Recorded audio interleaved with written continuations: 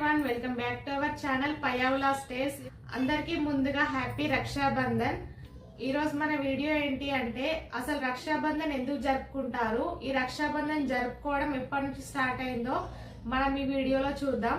అంతకంటే ముందు నా ఛానల్ ని ఫస్ట్ టైం చూస్తున్నట్లయితే లైక్ చేయండి అండ్ సబ్స్క్రైబ్ చేయడం అసలు మర్చిపోవద్దు.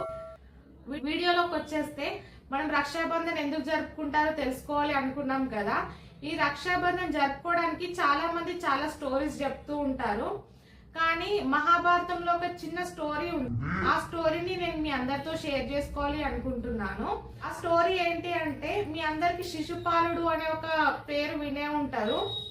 శిశుపాలుడు అంటే శ్రీకృష్ణుడి వల్ల మేనత్త శృతాదేవి అని ఉంటది. ఆ శృతాదేవి వల్ల కొడుకే ఈ శిశుపాలుడు అన్నమాట. అయితే శిశుపాలుడు పుట్టుకతోనే ఒక వికృత రూపంలో జన్మిస్తాడు. శిశుపాలుడికి ఒక శాపం ఉంటది అన్నమాట. అదేంటి అంటే, ఈ వికృత రూపంలో జన్మించిన శిశుపాలుడు ఎవరి చేతిలో పడగానే సాధారణ రూపంలోకి మారతాడో అతని చేతిలోనే అతని మరణం ఉంటుంది అని ఒక శాపం ఉంటది.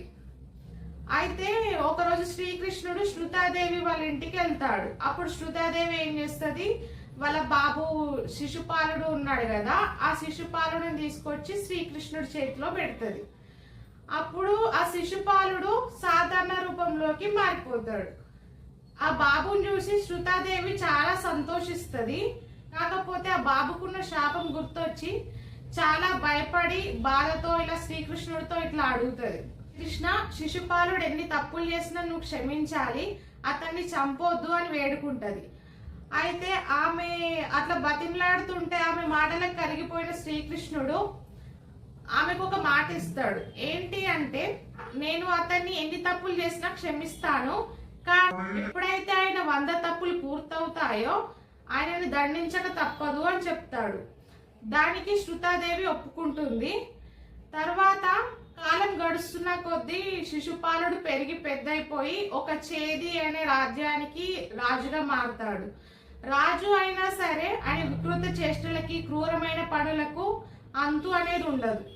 అయితే ఒకరోజు శ్రావణ మాసంలో పౌర్ణమి రోజు ఒక సభ జరుగుతూ ఉంటది. ఆ సభలోకి ఈ శిశుపాలుడు వెళ్లి శ్రీకృష్ణుని ఇష్టం వచ్చినట్టు తిడుతూ ఉంటాడు.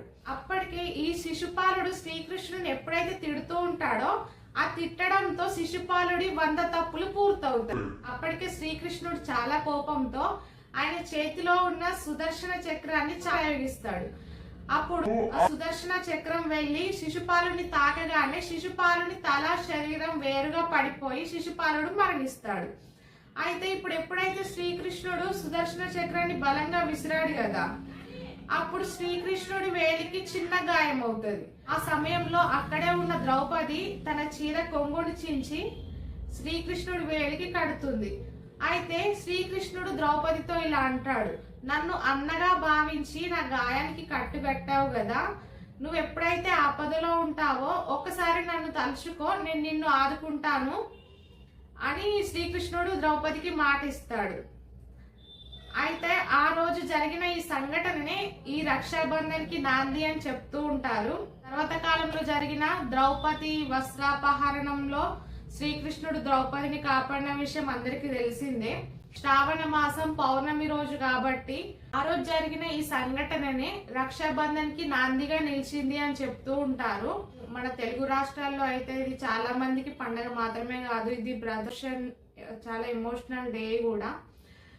ఈ రోజు మన వీడియో. నా వీడియో మీకు నచ్చినట్లయితే లైక్ చేయండి, షేర్ చేయండి అండ్ సబ్స్క్రైబ్ చేయడం మర్చిపోవద్దు.